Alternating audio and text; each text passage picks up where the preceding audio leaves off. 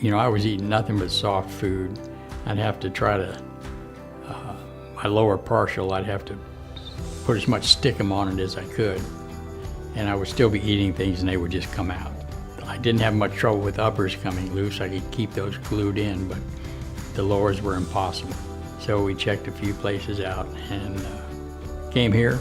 First time I came in, I liked everybody. Everybody was smiling, very friendly, and everybody tried to make me comfortable. My procedure was a full arch, lower teeth, 6 implants in my jaw. I no longer have to eat basically soft foods. You know, I can go out and have something, a nice dinner. A confident smile lets your personality shine through, lets the fun in your life shine through.